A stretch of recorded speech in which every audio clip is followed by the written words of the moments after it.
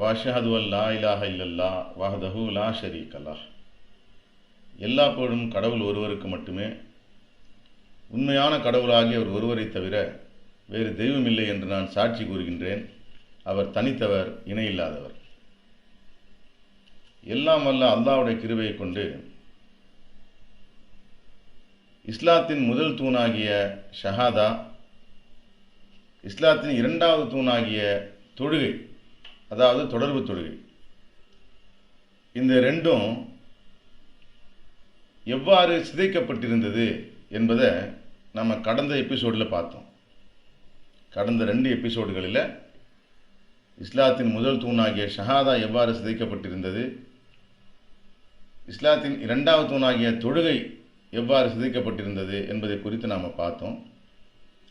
இன்ஷா அல்லாஹ் இன்னைக்கு இஸ்லாத்தின் 3வது, 4வது மற்றும் 5வது தூண்களாகிய நோன்பு, ஜகாத்து, ஹஜ்ஜு முதலியவைகள் எப்படி சிதைக்கப்பட்டிருக்கு அப்படிங்கிறத இன்ஷா அல்லாஹ் நம்ம பார்ப்போம்.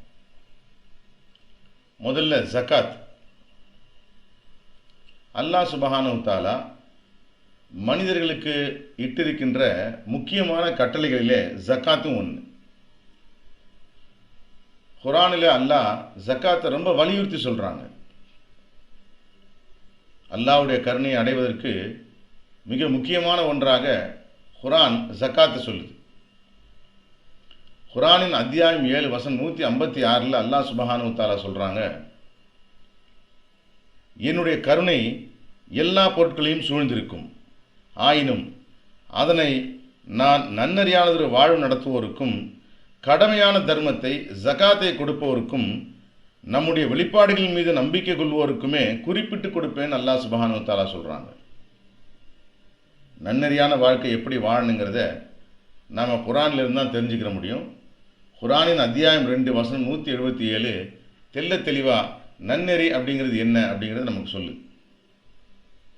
அதை தொடர்ந்து அல்லாஹ் சொல்கிறாங்க, யார் ஜக்காத்து கொடுக்குறாங்களோ அவர்களுக்கு என்னுடைய கருணையை நான் கொடுப்பேன், என்னுடைய கருணையை அவர்கள் மீது நான் பொழிவேன் அப்படின்னு அல்லாஹ் சொல்கிறாங்க. 3வதாக நம்முடைய வெளிப்பாடுகள் மீது நம்பிக்கை கொண்டவர்களுக்கு என்னுடைய கருணை கிடைக்கும் அப்படின்னு இந்த வசனம் நமக்கு சொல்லுது. ஆகையினால ஜக்காத் என்பது மிக மிக முக்கியமான ஒன்றாக அல்லாஹ் நமக்கு கட்டளையிட்டிருக்காங்க. அந்த ஜக்காத்தை இன்றைக்கு இருக்கக்கூடிய முஸ்லீம்கள் எப்படி செயல்படுத்துகிறாங்கன்னா, வருஷத்துக்கு ஒரு தடவை ஜக்காத்து கொடுக்கணும் அப்படிங்கிற மாதிரியான ஒரு சட்டத்தை ஏற்படுத்தி வச்சுருக்காங்க. குர்ஆனை பொறுத்த மட்டும் அது மிகப்பெரிய தவறு. அல்லாஹ் சுப்ஹானஹு வ தஆலா ஜக்காத்தை நாம் எப்படி கொடுக்கணும் அப்படிங்கிறத நமக்கு கற்றுக் கொடுக்குறாங்க. இன்னொரு முக்கியமான விஷயத்தை நம்ம எல்லாரும் ஞாபகத்தில் மறுபடியும் கொள்ளணும். இந்த மார்க்கம், அதாவது இந்த இஸ்லாம் இப்ராஹிம் நபியுடைய மார்க்கம்னு அல்லாஹ் சுப்ஹானஹு வ தஆலா சொல்கிறாங்க. மார்க்க கடமைகள் அனைத்துமே இப்ராஹிம் நபி மூலமாக வெளிப்படுத்தப்பட்டது. முந்தைய எபிசோடுகளிலும் இதை நாங்கள் சொல்லியிருக்கிறோம். தொடர்ந்து உங்களுக்கு ஞாபகப்படுத்தணும் அப்படிங்கிறதுக்காக மறுபடியும் இதை நாங்கள் உங்களுக்கு திரும்பவும் சொல்கிறோம். அல்லாஹ் சொல்கிறாங்க குர்ஆனின் அத்தியாயம் 3 வசனம் 67 ஆபிரகாம், அதாவது இப்ராஹிம் யூதராகவோ அன்றி கிறிஸ்தவராகவோ இருந்ததில்லை. அவர் ஒரு அடிபணிந்த ஏகத்துவவாதியாக இருந்தார். அவர் ஒருபோதும் இணைத்தை வழிபாடு செய்தவராக இருந்ததில்லை. அவர் ஒரு முஸ்லீமாக, ஏகத்துவவாதியாக, ஒரு தெய்வத்தை, ஒரு கடவுளை வழிபடுகின்றவராக இருந்தார் அப்படின்னு அல்லாஹ் சுப்ஹானஹு வ தஆலா அந்த வசனத்தை சொல்கிறாங்க. ஆக நம் மார்க்கத்தின் தந்தை இப்ராஹிம் நபி தான். இப்ராஹிம் நபிக்கு மார்க்க வழிபாட்டு முறைகளை கற்றுக் கொடுத்த அல்லாஹ் சுப்ஹானஹு வ தஆலா முஹம்மது நபியை அதை பின்பற்றுமாறு கட்டளையிட்டாங்க. இதுதான் உண்மை நிலை. இப்போ ஜக்காத் எப்படி கொடுக்கணும்னு சொல்லி குர்ஆன் நமக்கு கற்பிக்குது அப்படிங்கிறத பார்ப்போம்.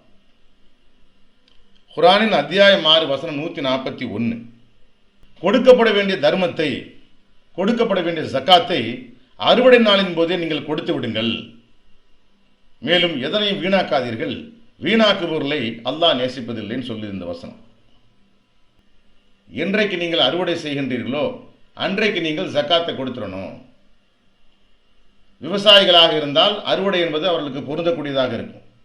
அப்போ இந்த அறுவடை என்பதற்குண்டான அர்த்தம், எப்பொழுதெல்லாம் நாம் நம்முடைய வருமானத்தை, நிகர வருமானத்தை பெறுகின்றோமோ அப்பொழுதெல்லாம் ஜக்காத்தை உடனடியாக கொடுத்து விட வேண்டும்.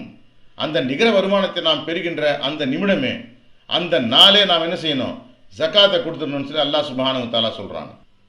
அதுக்கு அடுத்து நன்னறியாளர்களின் பண்புகளாக அல்லாஹ் சொல்லும்போது அத்தியாயம் 3 வசனம் 134 அல்லாஹ் சொல்கிறாங்க, அவர்கள் நல்ல காலங்களிலும் அத்துடன் கெட்ட காலங்களிலும் தர்மம் கொடுப்பார்கள், மேலும் அவர்கள் கோபத்தை அடக்கிக் கொள்வார்கள். குர்ஆன் சொல்லக்கூடிய நன்னறியாளர்களின் பண்புகளிலே ஜக்காத்து கொடுக்கப்படுவது அப்படிங்கிற ஒரு விஷயத்தை அல்லாஹ் சுப்ஹானஹு வ தஆலா வலியுறுத்தி சொல்கிறாங்க.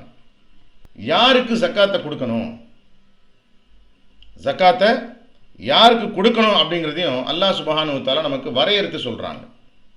குர்ஆனின் அத்தியாயம் 2 வசனம் 273.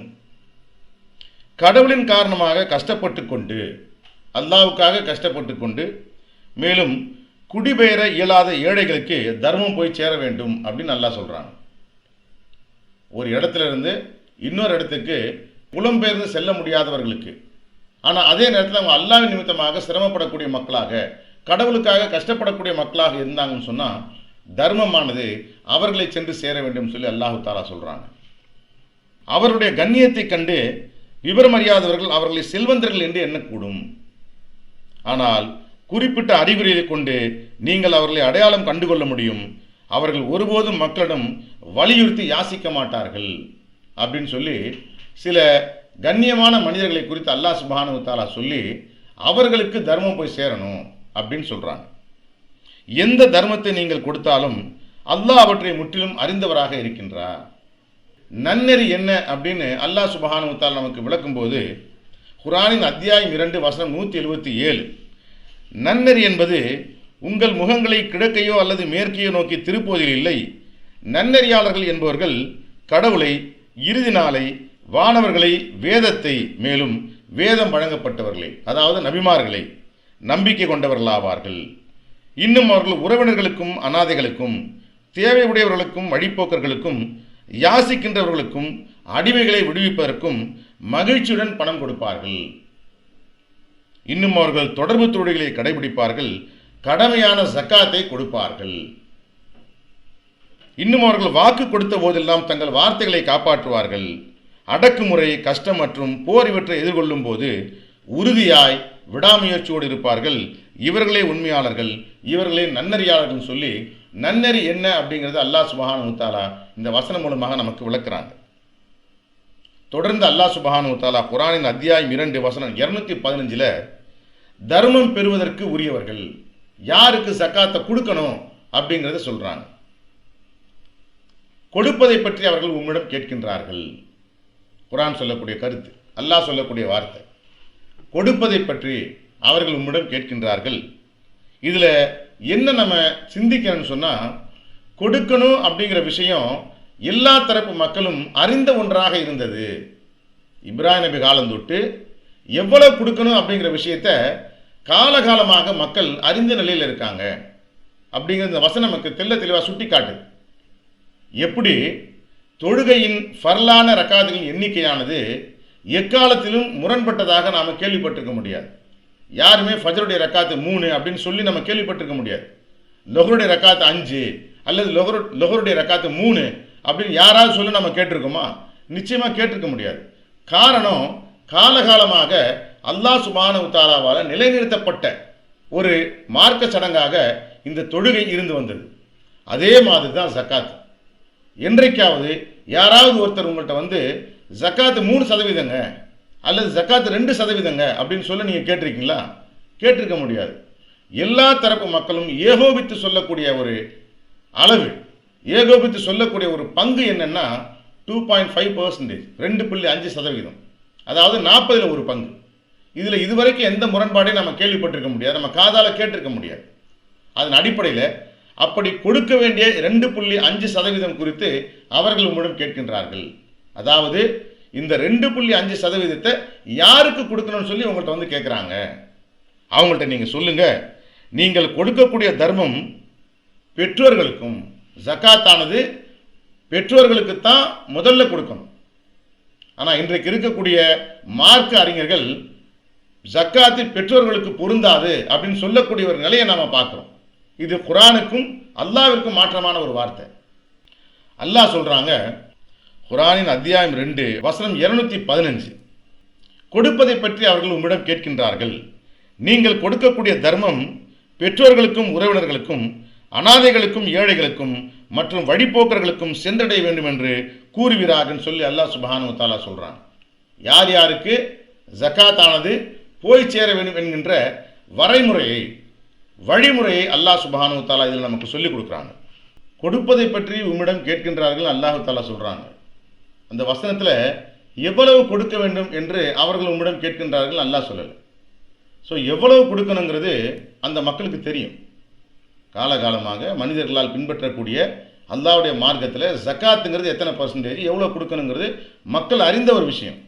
அதனால தான் அந்த நிர்ணயிக்கப்பட்ட பங்கை யாருக்கு கொடுக்கணும்னு தான் முகமது நபி கேட்டதாக குர்ஆன் சொல்லுது. நமக்கு 70வது அத்தியாயத்தின் 24வது வசனமும் இதை நமக்கு தெளிவுபடுத்துது.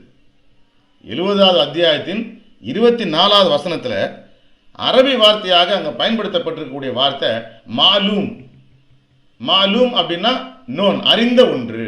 இதிலிருந்து நம்ம என்ன விளங்கிக்கணும் அப்படின்னா, ஜக்காத்தின் அளவு மனிதர்களால் அறிந்த ஒன்றாக இருந்தது அப்படிங்கிறதா இந்த வசனம் நமக்கு சொல்லுது. மாலூம் அப்படிங்கிற வார்த்தைக்கு உண்டான அர்த்தம் அறிந்த ஒன்று. ஸோ மக்கள் ஜக்காத்தின் தொகை எவ்வளோ அப்படிங்கிறத காலகாலமாக அறிந்தவர்களாக இருக்கிறாங்க அப்படிங்கிறத குர்ஆனின் 70வது அத்தியாயத்தின் 24வது வசனம் நமக்கு தெளிவுபட விளங்க வைக்குது.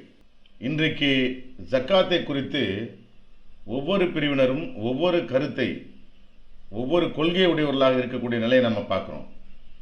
அதுக்கு என்ன காரணம்னா, அவங்க எல்லாருமே தாங்கள் சார்ந்த பிரிவை சார்ந்த தலைவர்களின் கருத்தை தான் கேட்குறாங்களே தவிர ஜக்காத்தை குறித்து அல்லாஹ் தன்னுடைய வேதத்தில் என்ன எழுதியிருக்காங்க, என்ன சொல்லியிருக்காங்க அப்படிங்கிறத அவங்க பார்க்குறதில்ல. இன்றைக்கு இருக்கக்கூடிய இந்த நிலைக்கு காரணமே அல்லாஹ்வுடைய வார்த்தையை அவர்கள் புறக்கணித்தது தான் அப்படிங்கிறத நாம் நினைவில் கொள்ளணும். அது மட்டும் இல்லாமல் நாம் கொடுக்குற ஜக்காத்துங்கிறது நம்முடைய பணம் இல்லை, அது ஏழைகளுக்குரிய பணம். ஏழைகளுக்குரிய பணமாக கடவுள் நமக்கு விதிச்சிருக்கிறாங்க. அதை நம்ம கட்டாயம் கொடுத்தாகணும். அது மட்டும் இல்லாமல் ஜக்காத்து கொடுக்கக்கூடியவர்கள் அதன் பலனை 1க்கு 700 மடங்காக அல்லாஹ்விடமிருந்து திரும்ப பெறுவார்கள் அப்படின்னு குர்ஆன் சொல்லுது. 1க்கு 700 மடங்காக அதை அல்லாஹ்விடமிருந்து பெறுவார்கள்.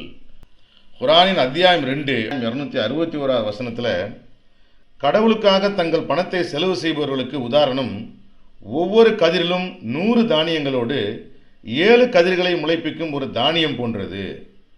கடவுள் தான் நாடுகின்றவருக்கு இதனை பன்மடங்காக பெருக்குகின்றார். கடவுள் தாராளமானவர், அறிந்தவர். அல்லாஹ் சுப்ஹானஹு வ தஆலா சொல்றாங்க. ஆகையினால இன்றைக்கு இருக்கக்கூடிய முஸ்லிம்கள் என்று தங்களை சொல்லிக் கொள்ளுகின்ற மக்கள் யாருமே அல்லாஹ் சுப்ஹானஹு வ தஆலா கட்டளையிட்டு இருக்கின்ற மாதிரியான தர்மத்தை கொடுக்கறதில்லை. அது மட்டும் இல்லாமல் இன்றைக்கு இருக்கக்கூடிய மார்க்க அறிஞர்கள் என்று தங்களை சொல்லிக் கொள்ளுகின்ற மக்கள், மதத்தை பிரச்சாரம் செய்யக்கூடிய மத போதகர்கள் யாருமே எந்த முறைப்படி ஜக்காத்து கொடுக்க வேண்டும் என்று அல்லாஹ் கட்டளையிட்டிருக்காங்களோ அந்த முறைப்படியான ஜக்காத்தை போதிக்கலை. இதை நீங்கள் நினைவில் கொள்ளணும், மறந்துடக்கூடாது. எல்லாருமே அவரவர் விருப்பப்படி தங்களுடைய மனோ இச்சைகளை பின்பற்றிய நிலையில் ஒருத்தர் வருஷத்துக்கு ஒரு வாட்டி கொடுக்கணுங்கிறாரு, இன்னொருத்தர் 6 மாதத்துக்கு ஒரு வாட்டி கொடுக்கணுங்கிறாரு. இது போன்ற முரணான மார்க்கத்தை மனிதர்களுக்கு போதிக்கக்கூடியவர்களாக இருக்காங்க. ஒருத்தருடைய பேச்சை இன்னொருத்தர் ஏற்றுக்கிறது இல்லை. ஒரு ஆலிமுடைய கூற்றை இன்னொரு ஆலிம் மறுக்கக்கூடிய ஒரு நிலையை தான் இன்றைக்கி நாம் பார்க்க முடியும். ஆகையினால நல்லா தெரிஞ்சுக்குங்க, அல்லாஹ் சுப்ஹானஹு வ தஆலா குர்ஆனில் சொல்கிறாங்க, எத்தனை சதவீதம் நாம் ஜக்காத்து கொடுக்கணுங்கிறது எல்லா மனிதர்களும் காலகாலமாக அறிந்து வைத்திருக்கின்ற ஒன்று அப்படின்னு குர்ஆனின் அத்தியாயம் 70 வசனம் 24 நமக்கு சொல்லுது. யார் யாருக்கு கொடுக்கணும் அப்படிங்கிற அந்த விஷயத்தை குர்ஆனின் அத்தியாயம் 6 வசனம் 141 நமக்கு சொல்லுது. குர்ஆனானது ஜக்காத்தை குறித்து ஒரு தெள்ளத் தெளிவான உபதேசத்தை நமக்கு கூறக்கூடிய நிலையில் நிச்சயமாக நாம் அல்லாஹ்வுடைய வார்த்தைகளை கீழ்ப்படிந்து குர்ஆன் எப்படி நமக்கு சொல்லுதோ அதன் அடிப்படையில் தான் நாம் ஜக்காத்தை கொடுக்கணும். நம்முடைய நிகர வருமானத்தை நாம் எப்பொழுதெல்லாம் பெறுகின்றோமோ அப்பொழுதே அந்த ஜக்காத்தை நாம் கொடுத்துடணுங்கிறது தான் அல்லாஹ்வுடைய கட்டளை. அதை நாம் செயல்படுத்தணும் இன்ஷா அல்லாஹ். தொடர்ந்து நோன்பை குறித்து அல்லாஹ் சொல்கிறாங்க குர்ஆனில், அத்தியாயம் 2 வசனம் 185. ரமலான் மாதம் அதில் தான் மக்களுக்கு வழிகாட்டல் வழங்குகின்றதாகவும் தெளிவான படிப்பினைகள் கொண்டதாகவும் மற்றும் சட்ட புத்தகமாகவும் குர்ஆன் வெளிப்படுத்தப்பட்டது. உங்களில் இம்மாதத்தை காண்கின்றவர்கள் அதிலே நோன்பிருக்க வேண்டும். நோயிலோ அல்லது பிரயாணத்திலோ இருப்பவர்கள் அதே எண்ணிக்கையில் மற்ற நாட்களை கொண்டு பகரமாக்கிக் கொள்ளலாம். தொடர்ந்து அல்லாஹ் சொல்கிறாங்க, நீங்கள் உங்கள் கடமைகளை நிறைவேற்றவும் மேலும் உங்களை வழிநடத்தி கொண்டிருப்பதற்காக கடவுளை துதிக்கவும் மேலும் உங்களுடைய நன்றி உணர்வை வெளிக்காட்டவும் கடவுள் உங்களுக்கு விரும்புவது சுலபத்தையே அன்றி கஷ்டத்தை அல்ல. அல்லாஹ்வுடைய மார்க்கத்தில் எந்த சிரமமும் இல்லை, ரொம்ப சுலபமானது அல்லாஹ்வுடைய மார்க்கம். அல்லாஹ் சுப்ஹானஹு வ தஆலா சொல்கிறாங்க. இந்த நோன்பை குறித்து இன்றைக்கு இருக்கக்கூடிய உலமாக்களுக்கு மத்தியில் ஒரு பெரிய போராட்டமே இருக்குது. பிறையை பார்த்து நோன்பை வைக்கணும், பிறையை பார்த்து நோன்பை விடணும்னு சொல்லி குர்ஆனில் ஒரு வசனம் கூட இல்லை. ரமலான் மாதத்தை நீங்கள் அடைந்து விட்டால், ரமலான் மாதம் என்பது எப்போ வருங்கிறது இன்றைக்கி இருக்கக்கூடிய விஞ்ஞான உலகத்தில் ரொம்ப சுலபமாக நம்ம தெரிஞ்சுக்கலாம். 20 வருஷத்துக்கு பின்னால் வரக்கூடிய ரமலான் மாதத்தை கூட இன்றைக்கி நாம் தெரிஞ்சிக்கக்கூடிய சூழ்நிலையில் இருக்கோம். அப்படி இருக்கும்போது பிறையை பார்த்து நோன்பு வைக்கிறதுங்கிறது நடைமுறைக்கு சாத்தியம் இல்லாத ஒன்று. காரணம், மேக்சிமம் முதல் பிறை தெரியாது. அது மட்டும் இல்லாமல் தொடர்ந்து ஒரு வாரம் மழை மேகமாக இருந்தால் ஒரு வாரம் 10 நாளைக்கு கூட பிறை தெரியாது. அப்போ நம்ம நோன்பு வைக்க முடியாதா? நோன்பு வைக்கக்கூடாதா? அப்படி இல்லை. அந்த ஒரு நாள் மட்டும்தான் இவங்க சண்டை போடுறாங்க. இந்த வெரி ஃபர்ஸ்ட் டே சண்டை போடுறாங்க. 2வது நாள் தன்னால் அவங்களாம் நோன்பு வைக்க ஆரம்பிச்சிடுறாங்க. இதில் அவங்களுக்கு ஏற்படக்கூடிய இழப்பு என்னென்னா, முதல் நோன்பையும் தவற விட்டுறாங்க. லைலத்துல் கத்ரை பின்பற்ற முடியாத ஒரு துர்பாகிய நிலைமைக்கு அவங்க ஆளாயிடுறாங்க. லைலத்துல் கத்ரை இழக்கின்ற ஒரு நிலையில தான் இன்றைக்கு இருக்கக்கூடிய முஸ்லீம்கள் இருக்கிறாங்க. முஸ்லீம்கள் என்று தங்களை சொல்லிக் கொள்ளுகின்ற மக்களின் நிலை இதுவாகத்தான் இருக்கு. அல்லாஹ் சுப்ஹானஹு வ தஆலா இந்த குர்ஆனில் நான் எதையுமே மறந்துடலன்னு சொல்கிறாங்க. காலகாலமாக மனிதர்களால் கடைபிடிக்கப்பட்டு வந்த இந்த நோன்பில் ஒரு திருத்தத்தை அல்லாஹ் சுப்ஹானஹு வ தஆலா குர்ஆனில் சொல்கிறாங்க. என்ன சொல்கிறாங்கன்னா, இஸ்ரவேலர்களுக்கு நோன்பு காலங்களில் இரவு நேரங்களிலும் தாம்பத்தியத்தை அல்லாஹ் சுப்ஹானஹு வ தஆலா தடுத்து வச்சுருந்தாங்க, ஹராமாக்கி வச்சுருந்தாங்க. அந்த சட்டத்தை அல்லாஹ் சுப்ஹானஹு வ தஆலா இந்த குர்ஆனில் மாற்றி அமைக்கிறாங்க. எந்த ஒரு விஷயத்தை மாற்றி அமைக்கணும்னு அல்லாஹ் நாடுறாங்களோ அந்த விஷயத்தை அல்லாஹ் சுப்ஹானஹு வ தஆலா குர்ஆனில் மாற்றி அமைக்கிறாங்க. இரவு நேரங்களில் மனைவியுடன் தாம்பத்தியம் கொள்வது இஸ்ரவேலர்களுக்கு தடை செய்யப்பட்டிருந்துச்சு, தடுக்கப்பட்டிருந்துச்சு. அல்லாஹ் சுப்ஹானஹு வ தஆலா அந்த தடையை நமக்கு நீக்கிறாங்க. இது ஒன்று. இன்னொன்று என்னென்னா, பெருநாளுங்கிறது குர்ஆனில் இல்லவே இல்லை. அல்லாஹ்வுடைய மார்க்கத்துக்கும் நோன்பு பெருநாள் ஹஜ்ஜி பெருநாளுக்கும் எந்த சம்பந்தமும் இல்லை. நோன்பு பெருநாள் ஹஜ்ஜி பெருநாள் என்பது மனிதர்கள் தாங்களாக உருவாக்கி கொண்டது. இது ஒரு புதுமை. அல்லாஹ்வுடைய மார்க்கத்துக்கு இதுக்கும் சம்பந்தம் கிடையாது. பெருநாள் தொழுகை கிடையாது. காரணம், தொழுகை என்பது நேரம் குறித்த கடமைன்னு அல்லாஹ் சொல்லிட்டாங்க. அதன் அடிப்படையில் பெருநாள் தொழுகை தொழுகிறது ஹராம், ஹஜ்ஜி பெருநாள் தொழுகை தொழுகிறது ஹராம். பெருநாள் கொண்டாடுறது, ஹஜ்ஜி பெருநாள் கொண்டாடுறது பிதத்தான செயல், மார்க்கத்திற்கு முரணானது. ஒரு விழாவாக செயல்படுத்துகிறாங்க, அதில் ஒன்றும் தப்பில்லை. ஒரு சந்தோஷமாக இருக்காங்க, அது தப்பில்லை. ஆனால் மார்க்கமாக அதை ஆக்குனா இணையத்தை வழிபாடு செய்த குற்றத்திற்கு நாம் ஆளாகி விடுவோம். ஆகையினால பெருநாள் என்பது 2 பெருநாளும் இஸ்லாத்தின் மார்க்க சடங்குகளுக்கு உட்பட்டது அல்ல அப்படிங்கிறத நீங்கள் நினைவில் கொள்ளுங்கள். அடுத்தது இஸ்லாத்தின் 5வது தூணாகிய ஹஜ். அல்லாஹ் சுப்ஹானஹு வ தஆலா சொல்கிறாங்க, மார்க்கமாக உங்களுடைய மார்க்கமாக உங்களுக்கு அல்லாஹ் விரும்புகிறது சுலபத்தை அன்றி கஷ்டத்தை அல்ல. ஆக எந்த ஒரு விஷயம் கடவுளால் உங்களுக்கு மார்க்கமாக கற்பிக்கப்படவில்லையோ அந்த விஷயத்தை செய்யக்கூடியவர்களாக நீங்கள் இருந்தால் நிச்சயமாக அதன் பின்விளைவுகளை நீங்கள் அனுபவிப்பீர்கள் அப்படின்னு குர்ஆன் நமக்கு சொல்லுது. காரணம், நல்லதெல்லாம் அல்லாஹ்விலிருந்து வருது, தீயது அல்லது கெட்டது உங்கள் கரங்களால் நீங்கள் தேடிக்கொண்டதுன்னு அல்லாஹ் சுப்ஹானஹு வ தஆலா சொல்கிறாங்க. உதாரணத்துக்கு 5 வேளை தொழுகை நேரம் குறித்த கடமையாக கடவுளால் மனிதர்களுக்கு கட்டளைப்பட்டிருக்கின்ற 5 வேளை தொழுகையை தொழுவது ஒரு கஷ்டம் கிடையாது, ஈஸி. ஆனால் முன் சுன்னத்து, பின் சுன்னத்து, நஃபிலு, தஹஜ்ஜத் இது போன்ற மனிதர்களால் உருவாக்கப்பட்ட தொழுகை முறைகளை பின்பற்ற வேண்டும் என்ற முயற்சியில் நீங்கள் இறங்கினா நிச்சயமாக நீங்கள் சிரமப்படுவீங்க. ஏன்னா அது அல்லாஹ் உங்களுக்கு மார்க்கமாக ஆக்காது. அதே மாதிரி ஹஜ்ஜி, வானம் மற்றும் பூமி படைக்கப்பட்ட நாள் முதல் மாதங்களின் எண்ணிக்கை 12, அதில் புனித மாதங்கள் 4 நல்லா சொல்றாங்க. புனித மாதங்களை மாற்றி அமைப்பது என்பது நயவஞ்சகத்தின் உச்சகட்டம்னு குர்ஆன் நமக்கு எச்சரிக்கை செய்யுது. துல்ஹஜ் மாசத்திலிருந்து தொடர்ந்த 4 மாதம் தான் ஹஜ்ஜுக்கான மாதங்கள். இந்த 120 நாட்களில் 120 நாள் வரலாம், 118 நாள் கூட வரலாம். இந்த 4 மாதங்களிலே நீங்கள் ஹஜ்ஜு செய்யலாம்னு சொல்லி அல்லாஹ் சுப்ஹானஹு வ தஆலா நமக்கு அனுமதி கொடுக்குறாங்க.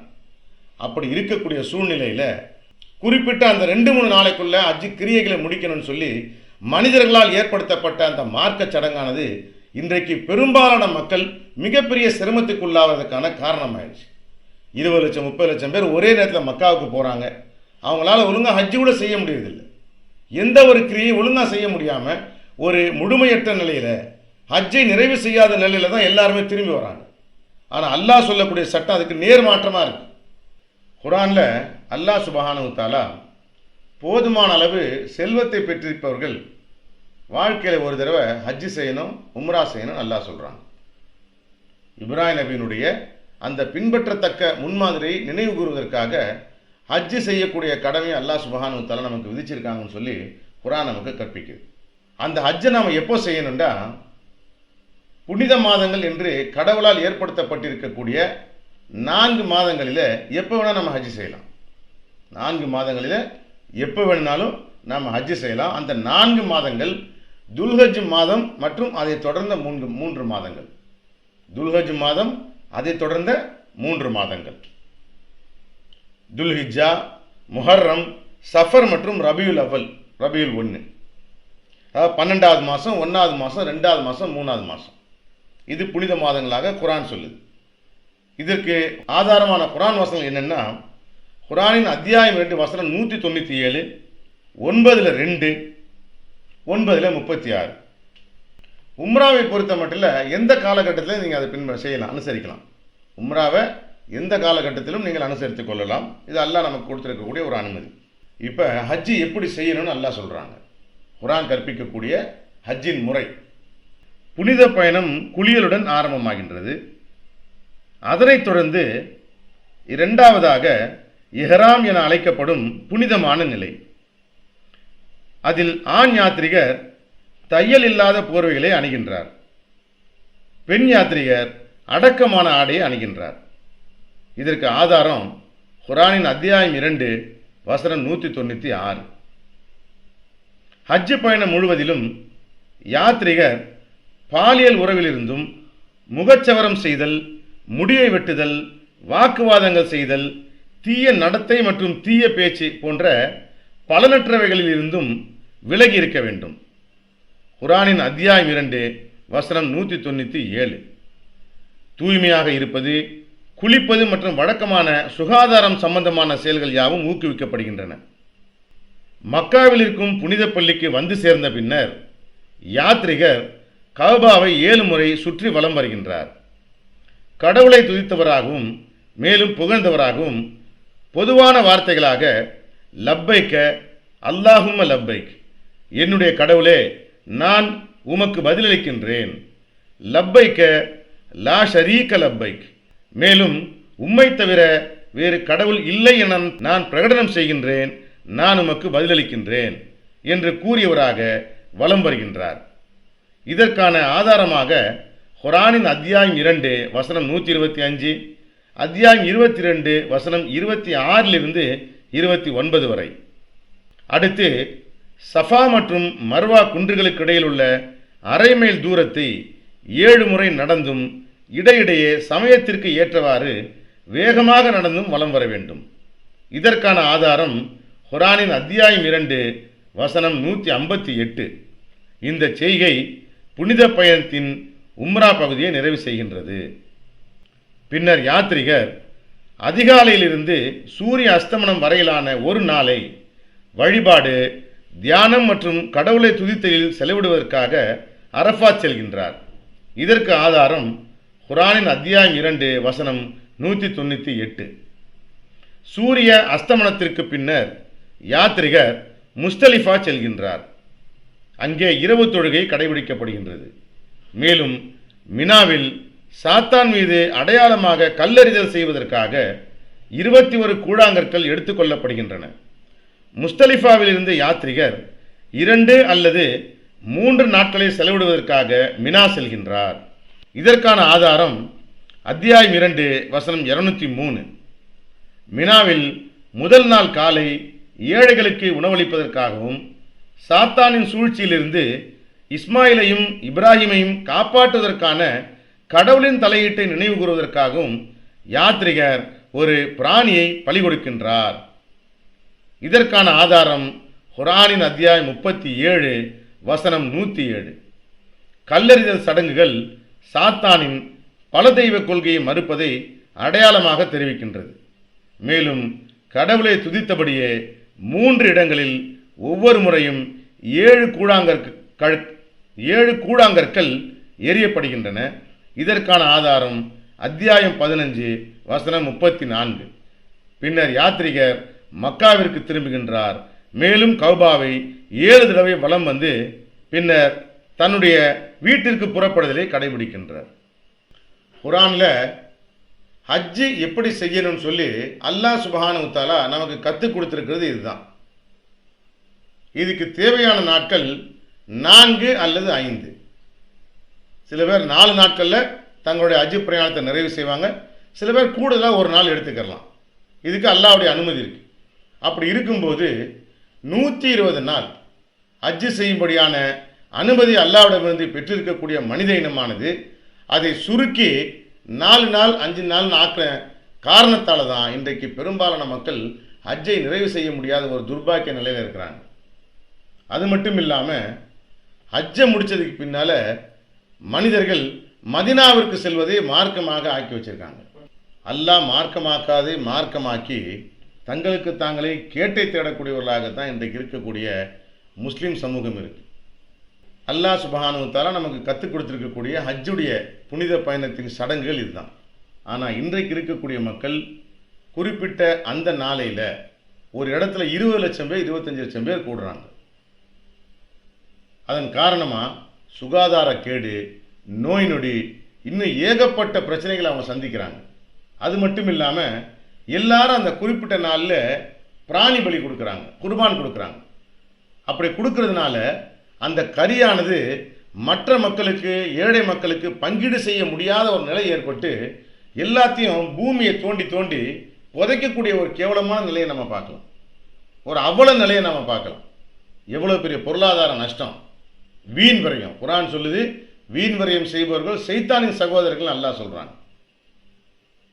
மிகப்பெரிய ஒரு வீண் விரயம் செய்யக்கூடிய ஒரு நிலை, பொருளாதார சீர்கேடு, சுகாதார சீர்கேடு, அத்தனைக்குமே காரணம் மனித கண்டுபிடிப்புகள் தானே தவிர அல்லாஹ் கற்பித்திருக்கக்கூடிய மார்க்கம் இல்லை அப்படிங்கிறத நம்ம உணரணும். ஆக 4 மாதம் ஹஜ்ஜு செய்யலாம், தாராளமாக செய்யலாம். இந்த 20 லட்சம் பேரும் 4 மாதம் பிரிஞ்சு போய் ஹஜ்ஜு செஞ்சாங்கன்னு சொன்னால் எந்த சிக்கலும் வராது, எந்த பிரச்சனையும் வராது, எந்த சுகாதார சீர்கேடும் வராது. அந்த குர்பான் கறியை கூட ரொம்ப அழகாக எல்லாருக்கும் பங்கீடு செய்யக்கூடிய கால நேரம் எல்லாமே இருக்கும். ஆனால் மனித கண்டுபிடிப்புகளை மனிதர்கள் பின்பற்றுகின்ற காரணத்தால் தான் அத்தனை சீர்கேட்டிற்கும் அவர்கள் ஆளாகின்றார்கள். இதை நாம் சிந்தித்து தவிர்ப்பதற்குண்டான முயற்சியை மேற்கொள்ளணும். அல்லாஹ் சுப்ஹானஹு வ தஆலா நமக்கு உதவி செய்வாங்க இன்ஷா அல்லாஹ். அன்பார்ந்த சகோதர சகோதரிகளே, இனி வரக்கூடிய காலங்களில் அல்லாஹ் சொன்ன மாதிரியான ஷஹாதாவை சொல்லி, அல்லாஹ் சொல்லி கொடுத்த மாதிரியான முறைப்படி தொழுது, அல்லாஹ் சொன்ன மாதிரியாக ஜக்காத்து கொடுத்து, மேலும் அல்லாஹ் சொன்ன மாதிரி நோன்பு வச்சு, அல்லாஹ்வால் எவ்வாறு நமக்கு கட்டளையிடப்பட்டிருக்கின்றதோ அந்த முறைப்படி ஹஜ்ஜு செஞ்சு அல்லாஹ்வுடைய முழு பொருத்தத்தை பெற்று இவ்வுலகிலும் மறுவுலகிலும் வெற்றி பெற்ற நன்னறியாளர்களாக நம் அனைவரையும் அல்லாஹ் சுப்ஹானஹு வ தஆலா ஆக்கி அருள்வாளிக்க வேண்டும் என்று அல்லாஹ்விடத்தில் இறைஞ்சி பிரார்த்தனை செய்தவனாக நிறைவு செய்கின்றேன். எல்லா புகழும் எல்லா மகத்துவமும் அல்லாஹ் சுப்ஹானஹு வ தஆலாவுக்கு மட்டுமே.